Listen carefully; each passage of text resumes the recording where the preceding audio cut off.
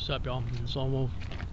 So I'm out here running some cash real quick, something for a swisher, and I got the parking lot to myself. It looked like. So I decided, shoot, I'll do myself a video real quick. That's one of my normal spots right over there. But I decided to talk about happiness and meaning. Okay, and this is a video. I'll probably jump back in the car after this to keep going. But I want to talk about happiness and meaning today. That people will chase one or the other, okay, and they don't realize this is going to be more of a spiritual talk, okay, and not so much biblical. I may have some biblical reference that pops into mind, but I'll bring it up if I bring it up.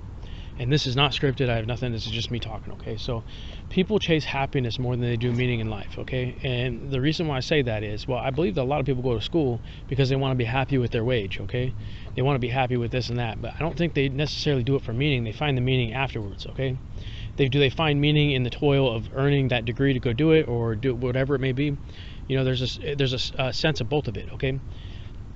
But happiness, okay, is something that you won't be able to keep happiness in your life, okay?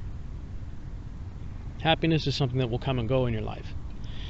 To have meaning is better to have, it's better to have meaning in your life than it is happiness, okay? And that's something that I learned being a lone wolf, okay?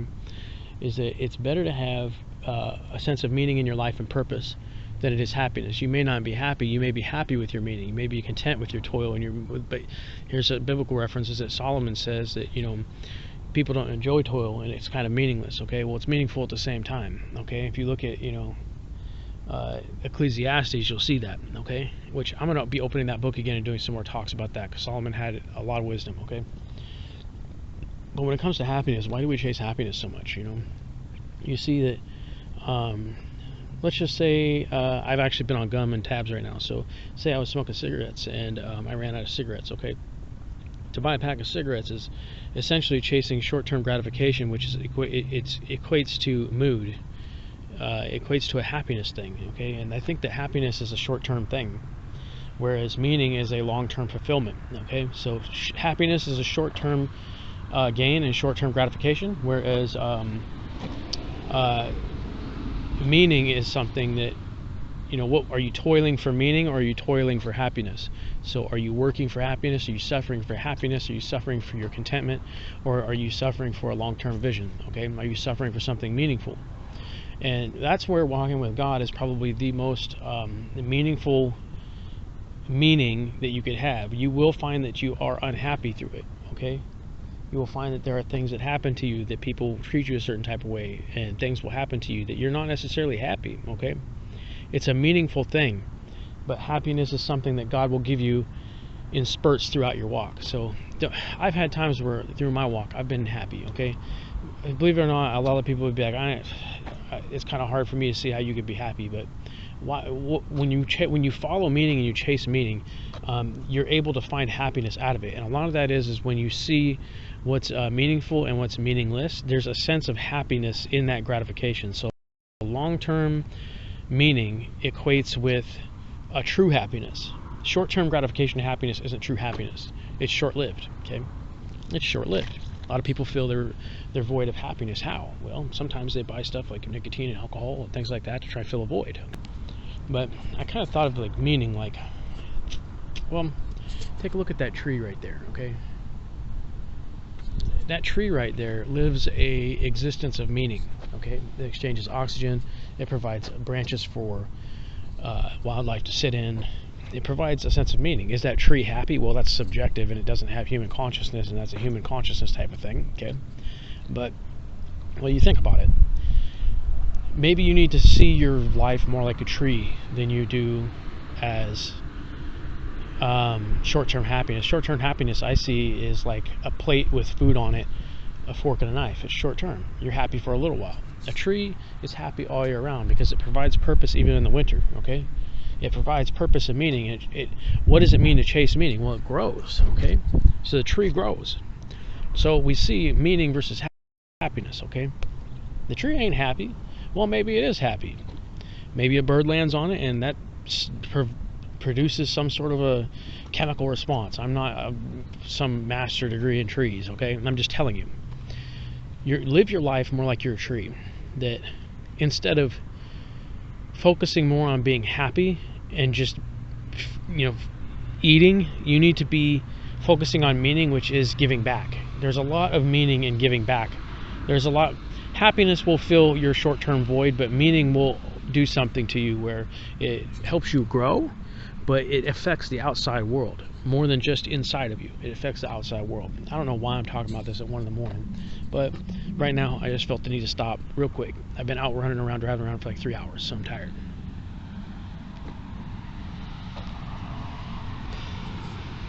Living your life like a tree would.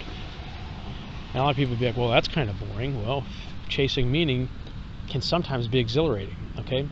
But what I mean by that, by living your life like a tree, is you want to make sure that you're always growing and that you have seasons that you bear fruit, okay? Well, there's a lot of analogies I could use for it, but this is more of a spiritual talk. It's not biblical in any sense. It's more of spiritual, how I see it, kind of from my native roots and my boundary stone, okay? I see it as though, well, everything around here that is God's creation provides meaning, okay? Well, sometimes you see humans that they chase short-term gratification their whole life, and they end up at the end of their life with no meaning. And what I mean by that is they didn't grow through their life. They didn't build anything. And they say, Solomon says that toil is meaningless because, well, you have to hand it off to somebody. It's meaningless because you have to give it away when you die. It's like, well, maybe that meaning passes down. So it may seem meaningless, but it's also meaningful because you pass something down that withstood generations, okay? That type of thing, okay? Withstood time, okay? So it's a very odd thing to think about is, well, how do we start going from the change of a dinner plate to a tree, okay? Well, maybe we don't eat. And it's maybe like, instead of eating, what do? Well, maybe I hand somebody else the food. Maybe that's meaningful. Maybe that provides a sense of meaning inside of you, which equates to a short-term happiness that is more on a positive energy level than a negative, okay? It's something I've thought about, okay? Well, the dinner plate thing is kind of a weird thing to, maybe I'm just rambling here, but it's something I thought about. It was like, okay, well,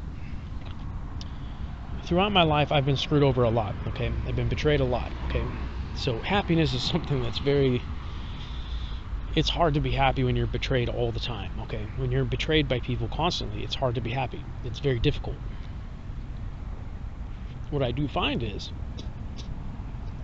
that to combat that betrayal, you have to grow. If you don't grow, you die, bro. And I don't want to be some shrub. I don't want to be a bush like that. I want to be a tree. I want to grow upwards. I want to, and even if it's like, well, I can't really see it, okay, well, you got all this and this, and how are you, how is your life meaningful? Well, I could give you 100 examples out of my betrayal. My life was meaningful for a good number of reasons. Well, I mean, you think about it, I was betrayed, and I raised 2 boys that weren't mine, okay? And I had to go through a lot, okay? And I had to go through that awakening and all that pain and everything. But I gave those kids some memories and even a boundary step from the first part where I took them fishing. So maybe they have fundamentals, even if they don't remember it. They have fundamentals of certain things that they experienced in their exposure. I got to experience what that was like for a few years. So it was like, okay, like I experienced like that, what that was like for a while, to have a responsibility like that. And it gave me a sense of perspective that I can teach other people. And some people may be like, well, if you ain't got no kids, like you don't have any say on parenting or this and that. And maybe you're right, okay? Like maybe you're right. But the way I saw it was what I learned from my exposure, and then from applying it to the outside world, I learned certain things from an outside perspective that can help people that are in the dynamic. So I saw it that way. Some people may say, "No, that's okay. I'm okay with that. You just, we don't butt heads. We just agree to disagree. That's okay." And you have the experience of being in that commitment, whereas though mine was, it's hard to explain. Regardless, okay, things happen in my life where I worked for 10 years in healthcare in ER and ICU. I saw people die. I saw people get sick. I saw people hang on to threads of life, okay? And I saw certain things that helped me apply experience towards other things in life, okay? Where I saw certain things and I'm like, okay, well, I'm not doing this, and that, okay? Like, more than just me. But I saw things that gave me answers to, which was meaningful to me because I grew. Even if it wasn't an outward growth, I still grew inside.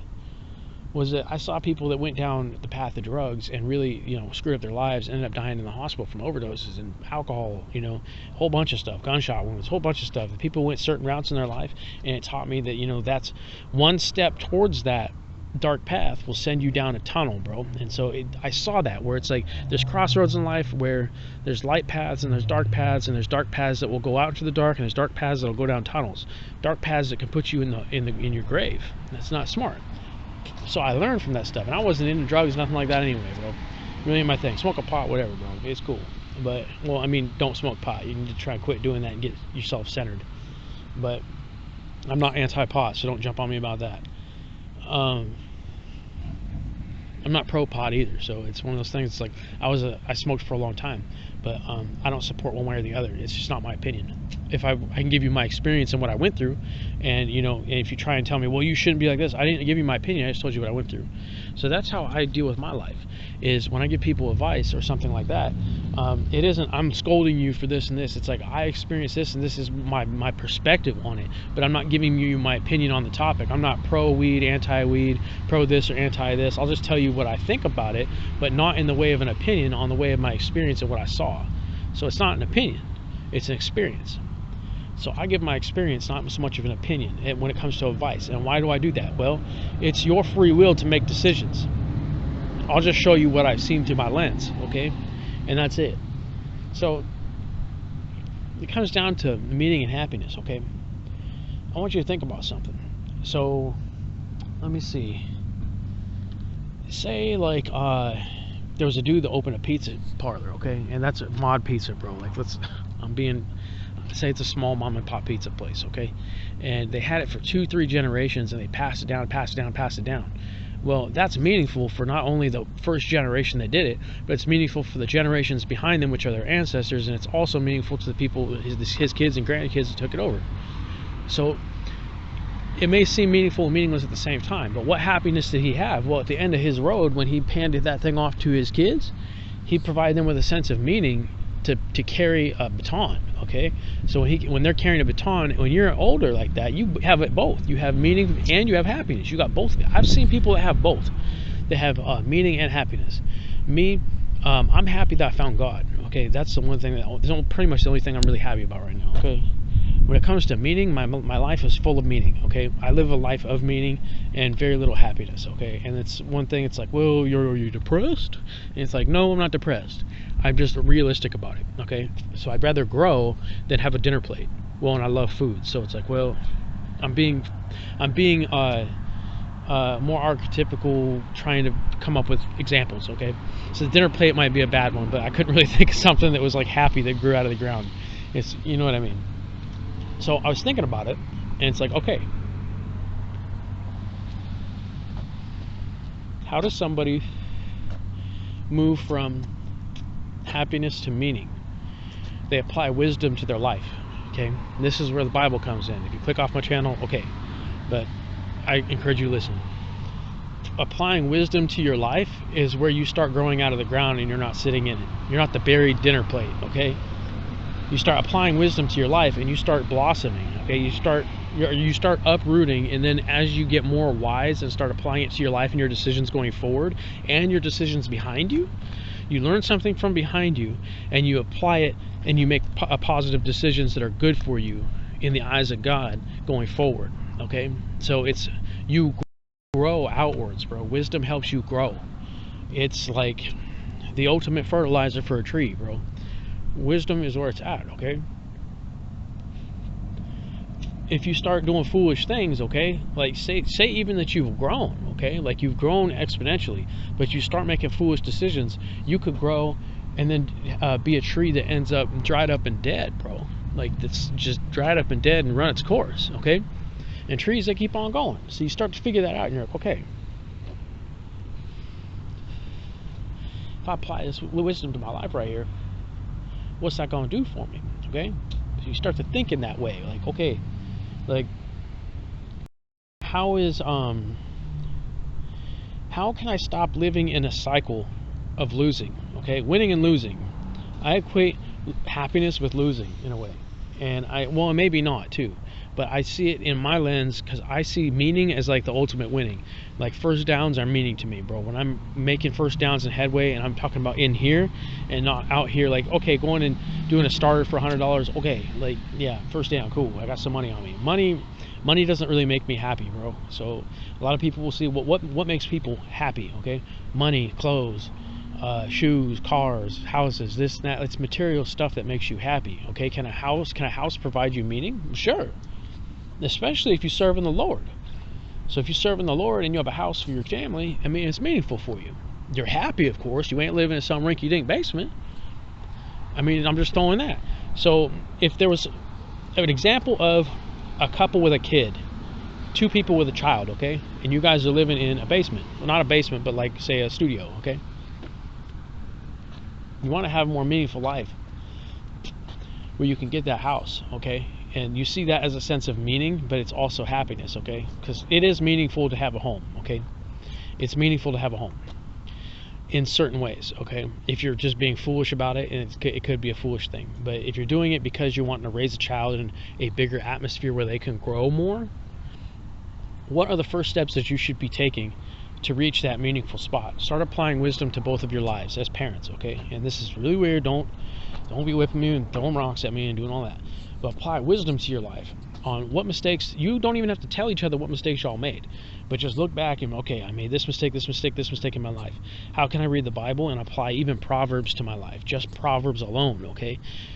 This Matthew and all that, that's a whole nother game, but I'm talking about old wisdom. You can dig into old wisdom and figure that out. Okay, what did I do wrong here? What do I have to start doing in order to toil for something forward instead of doing this? You might have to give up your cigarettes. You might have to quit smoking pot. You know, you might not. You don't get the plate. Okay, you don't choose the plate. You choose to grow as a tree, and that's hard. And why is that so hard? Well, there's chemical reactions that happen within us when we fulfill short-term gratification happiness. Well, there's things that happen in us, okay? There's certain things that we feel and experience that make us feel okay, all right? And we're leaning on the wrong thing. We're out in the dark kind of spinning around in circles. And it's like, well, if you walk into light for a second, you can kind of see what's meaningful and ground yourself in the light so that you're not spinning around making decisions that are filling the plate. Instead, you're fertilizing the tree. So it's one of them things you have to think about, okay?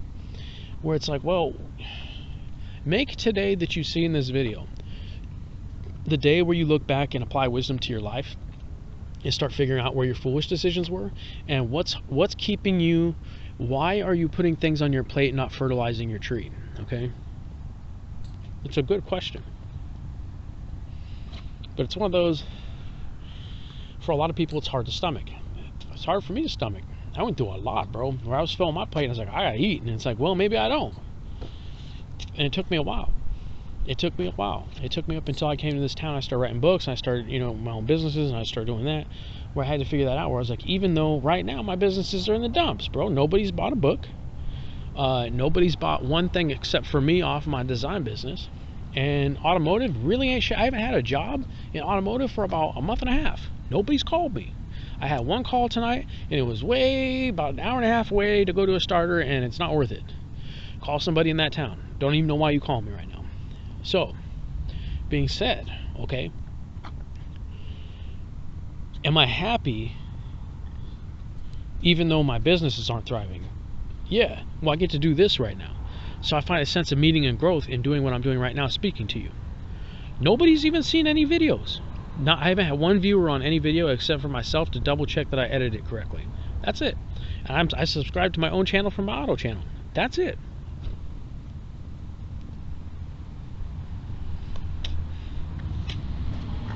So happiness, bro. I have a feeling that in the future people are going to tell me, really wish you could be happy. And it's like, well, yeah, but maybe I am to the extent that I need to be. Okay, if you try and chase happiness too much, what are you going to find? Well, you're going to find that you fill in your plate all the time, and you ain't spending the right amount of time with God and grounded in the light and doing what you're supposed to be doing.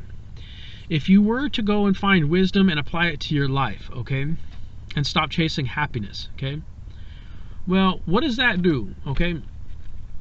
first of all, you really, really think about that. What would it do to me fundamentally? Okay. Well, you probably gonna step out your flesh and start walking in the Spirit. Okay, and that's not a bad thing. Okay, it's not people aren't gonna like it, but that's their own personal feelings. That's how I felt about this town. So I thought about it and was like, okay, well, I observed people. Okay, I observed people in certain ways. It was like, okay, well, what are these people doing to chase, meaning? Well, I look at this family over here, family dynamic A. Okay, every year they're saving to, go up on vacations and go do this and go, splurge and do this. And it's like, well, maybe that's not providing a sense of meaning. Well, the dude's working a job he don't like. So's his wife. His kids are in school. They're doing basketball, this and that. And it's like, okay, well, there's some meaning there, but it's not. It's kind of more happiness. Okay, it's like, okay, is it healthy? Well, there's a healthy, stable aspect to it. So there's stability with meaning and happiness. But with happiness, there's less stability than there is meaning. Because with meaning, you have a stable, long-term tree. Okay? And it's like, well, all of it comes down to, are you wise or is you a fool? And how many decisions did you make in your life that were wise and foolish? And when I was in the hospital, I was taking care of people. I saw countless people that would come through that would be like just in shambles, that would tell me like, I feel like my life was meaningless. Like I didn't do anything. I just kind of lived my life. And it's like, well, okay, you didn't take that necessary intervention to start growing your tree. So you've been filling a plate the whole time. Okay, you've been eating off a plate the whole time. You haven't been fertilizing a tree and toiling for the right thing. You've been toiling for your short-term gratification, and it added up. I saw certain people that came through the hospital that there was an example of a guy that he ran a specific piece of equipment for and had his own construction company. And he did it where he had a custom built tractor where he did certain things where he dug hedges for what do they call, waterways for sewers and stuff, all sorts of crazy stuff, dude. He did a whole lot and he built a whole lot. He had pictures, he had all this, beautiful house. I knew the guy personally, okay, outside the hospital. So I knew him and his wife, and they had a meaningful life. Their kids were set up pretty well. Everything seemed to be going pretty good for him. And disaster struck him. Well, when disaster struck him, and he had a serious heart issue, he knew he wasn't going to make it. He was still happy. He just knew, he's like, well, I ain't going to make it out, but I'm happy. Things turned out okay for me, bro. I lived a good life. So at the end of your life, when at the end of your life, at the end of your line, what you gonna say about your ways? What's God gonna say about your ways? Well, he probably tell you. You filled short-term gratification. He probably gonna say like that. He's probably gonna say you were foolish about it.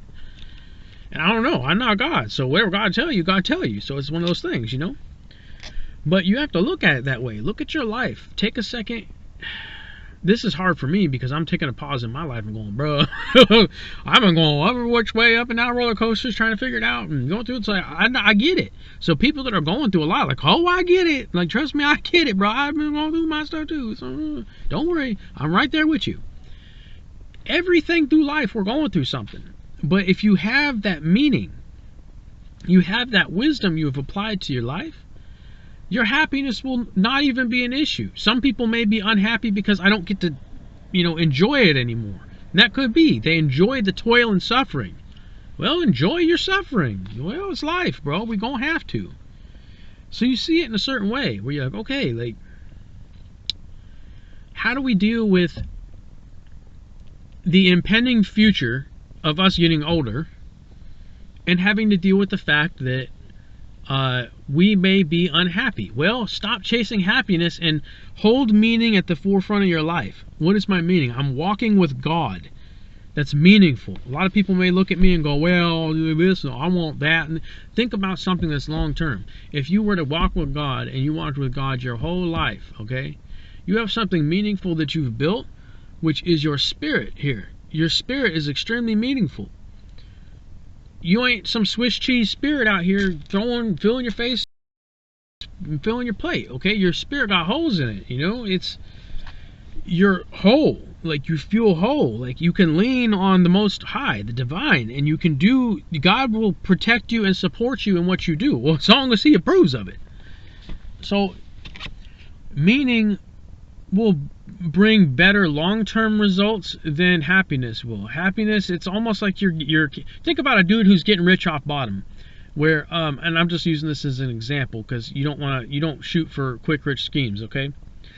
Is he sacrifices 3 meals a day and eats 1 meal a day, and he works all day long in order to build this, and this for his life, because he wants to set his life up, he wants to get a good wife, he wants to have kids, he wants to have a meaningful life.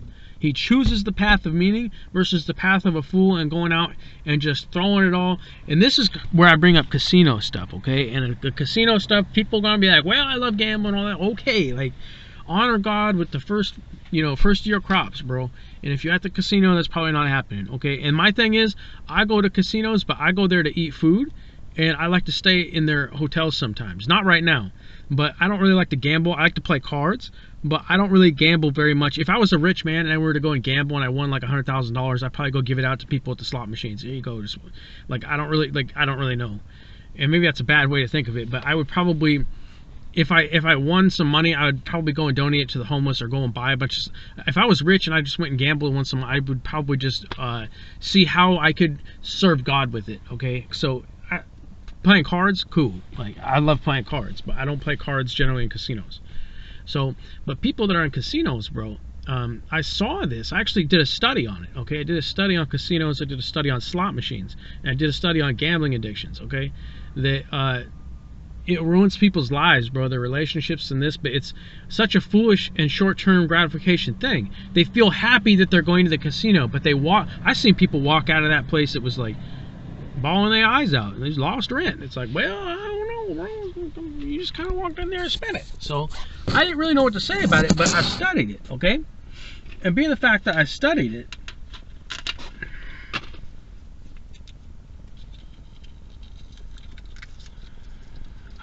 when I studied gambling and I studied all that, I started to see how such short-term gratification and foolishness is on a scale that it directly impacts your happiness and directly impacts your meaning, okay?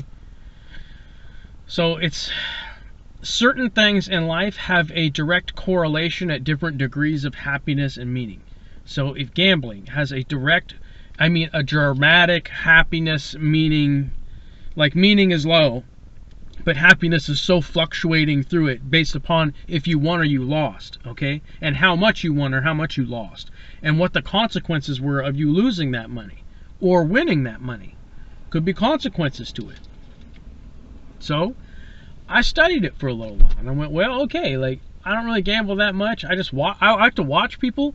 Not like a weird way, but like if I go to the casino, I'll go with somebody. Like I'll get a glass of wine or a beer or something and just hang out with somebody and watch them. I root them on. Like, oh yeah, go ahead. I'm not trying to like support your foolishness, but there's this thing about it where I like games. So I'm a type of guy that likes games. Okay, and not competitiveness, but I like to understand how games work. Okay, like football. I used to be a big football fan, but not anymore.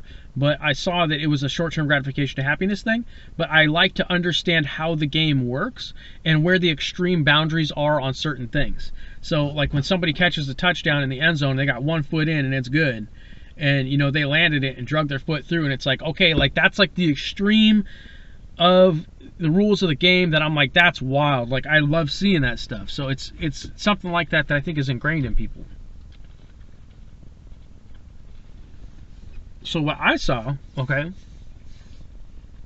with gambling was a lot of people will get stuck on the chemical hit, and chemical hits provide happiness and not meaning. There's no meaning in a chemical hit.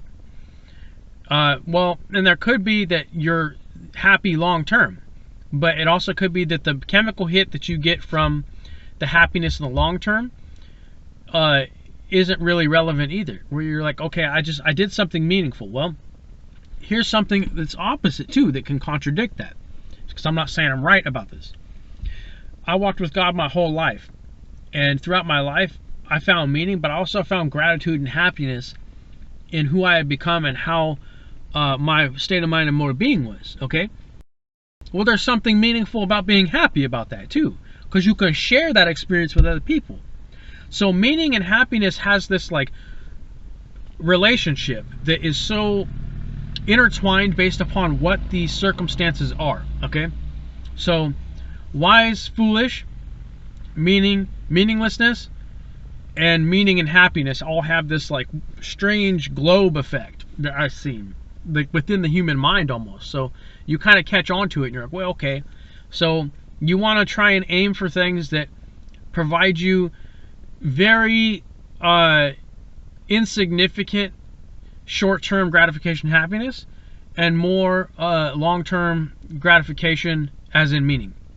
So base your decision tomorrow on something that's long-term meaning.